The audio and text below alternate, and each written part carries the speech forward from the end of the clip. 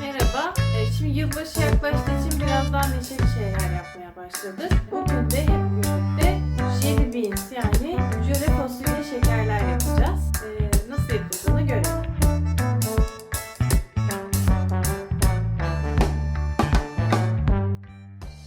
Şimdi öncelikle bir kalıba ihtiyacınız var fasulye şeklinde. Onu şu şekilde yapacağız. Mısır ununa ihtiyacımız var.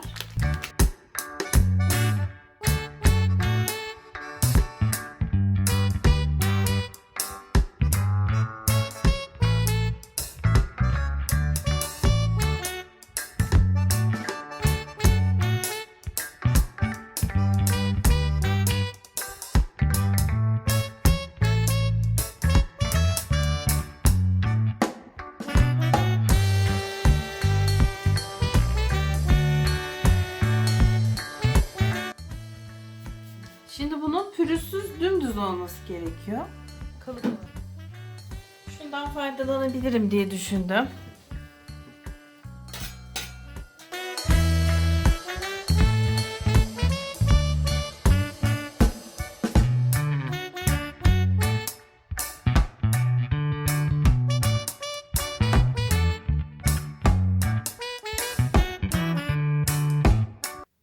Şimdi mısır unuyla kalıbımın temelini oluşturdum. Şimdi bunun içerisinde fasulye deseni nasıl yapacağız? Onu yapmak için Play-Doh'dan yardım alacağım. Oyun hamurundan. Oyun hamuruyla kendime fasulye yapacağım.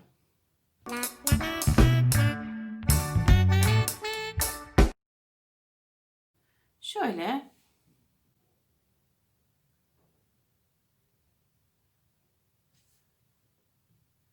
Şimdi bununla kalıbımda desenler çıkaracağım.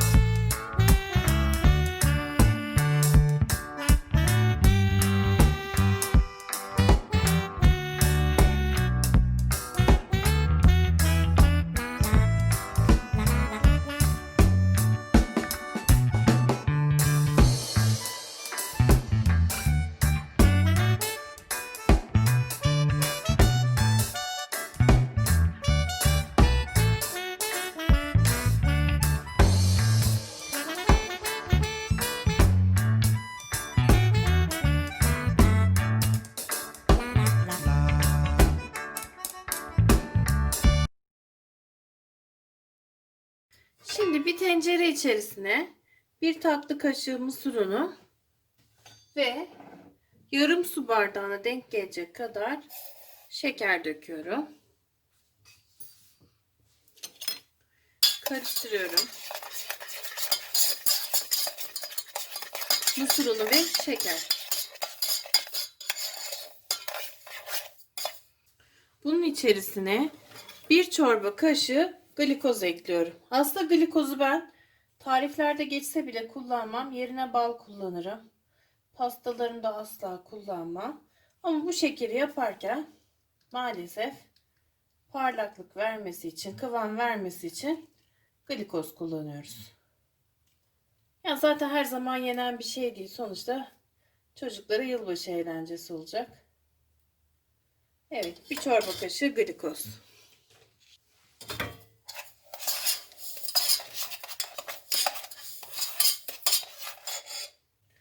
Yani şeker, nişasta, glikoz şurubu karışımım var.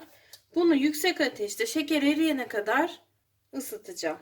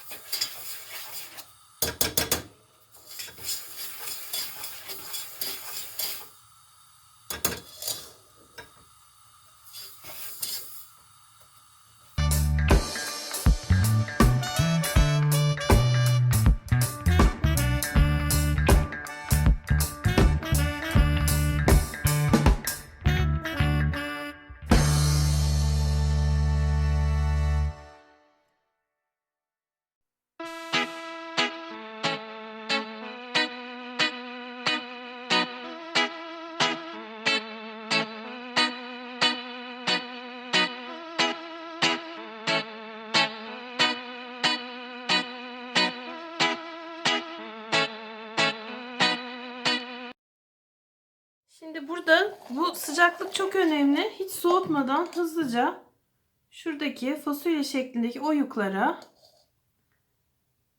şurubumu dökeceğim.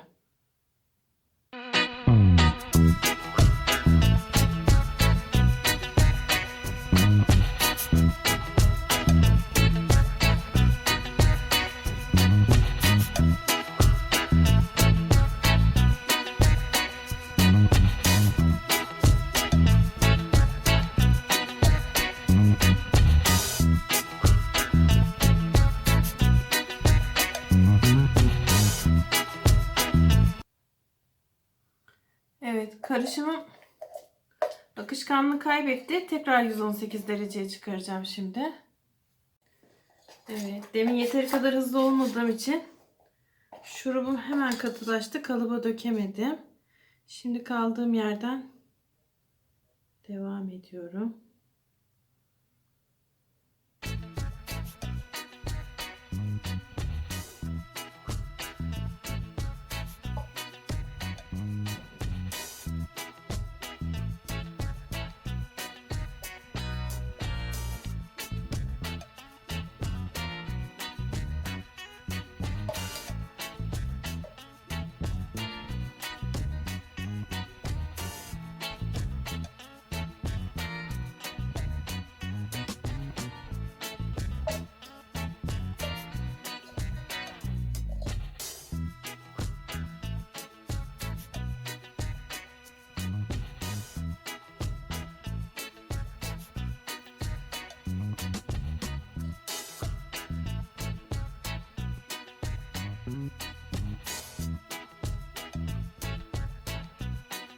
Aslında yapılacak işlem temel olarak buraya kadar.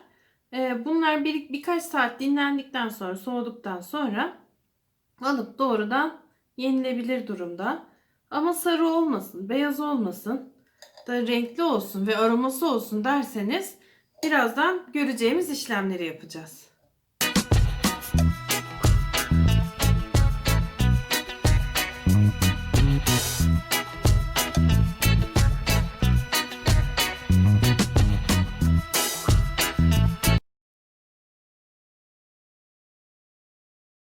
Saat kadar şekerlerimi oluşturduğum mısır unundan kalıbımın içerisine beklettim. Yeteri kadar katılaştılar.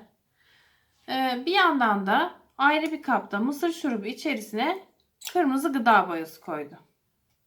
Aslında renk renk de yapılır da şu an ben tek renk oluşturacağım. Zaten 10 tane bir şey yapıyoruz şekerimizi. Bunu güzelce karıştırıyorum. Bu glikoz ve gıda boyası kısmı renklendirmek istiyorsam geçerli. İstiyorsam aroma da katabiliyorum bu aşamada.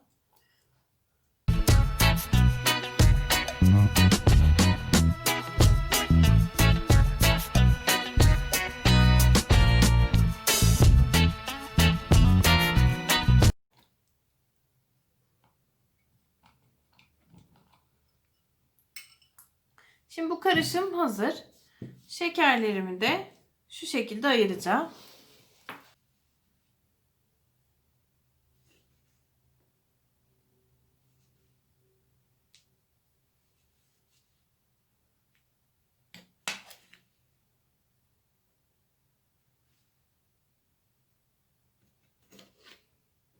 Dediğim gibi bu yöntemi How to Cook That kanalından öğrendim aslında.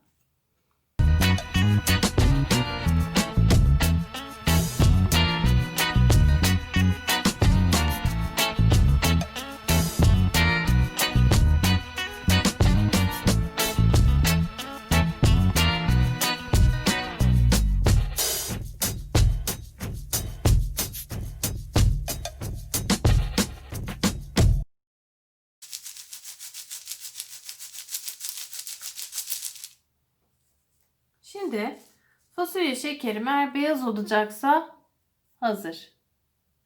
Ama ben bunu renklendirip aromalı yapmak istiyorum.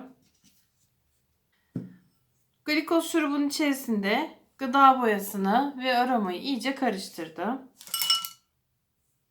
Şekerlerimi bunun içerisinde dışı bulamaç gibi olacak şekilde ve her yerine boya değecek şekilde karıştırıyorum.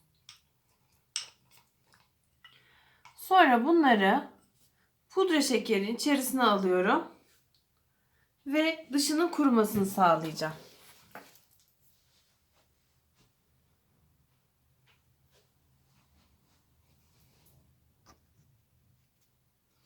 Şimdi bunun içine döküyorum.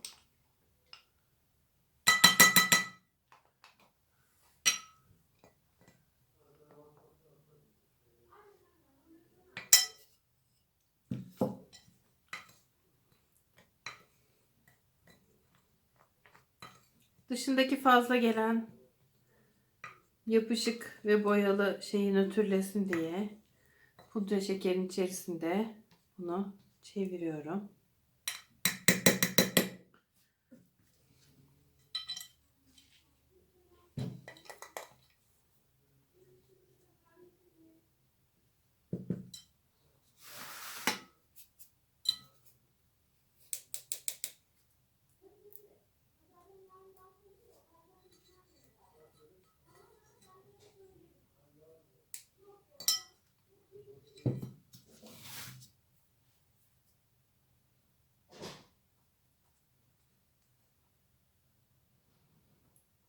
Bu mısır unumu tabii şekerlendi biraz.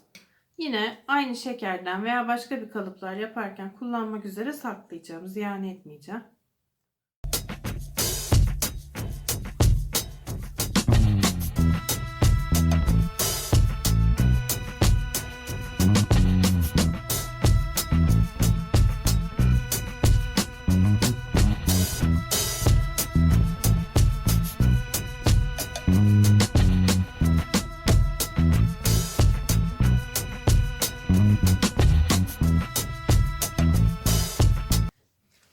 Şimdi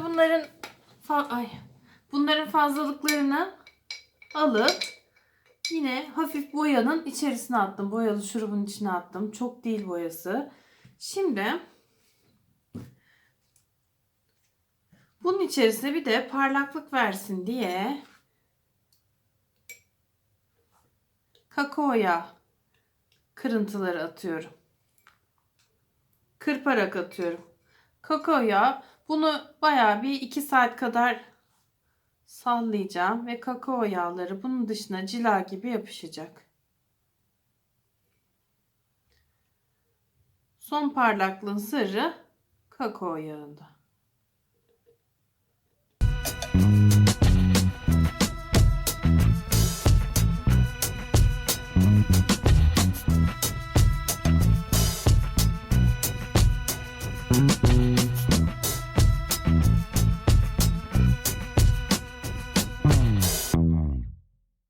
Şimdi kakao yağlarını da kırptım içine. Artık bunu 2 saat boyunca çalkalayacağım. Bu şekilde. Acımasız. Üzücü bence. 2 saat mi? Evet. Tabii aralıksız değil. Ara ara sallayacağım, duracağım. Sallayacağım, duracağım. Çok üzücü. 2 saat sonra görüşürüz.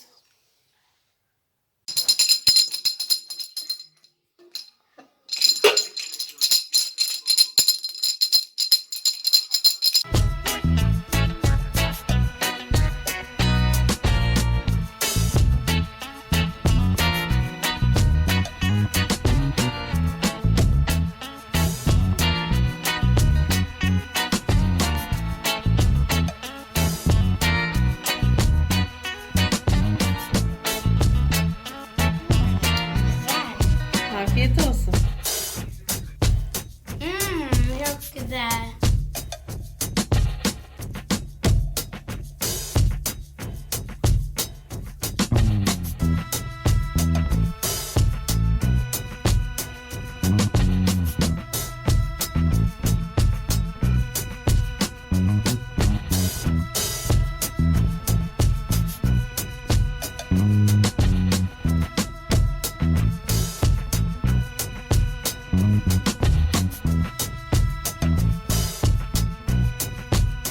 Mm-hmm.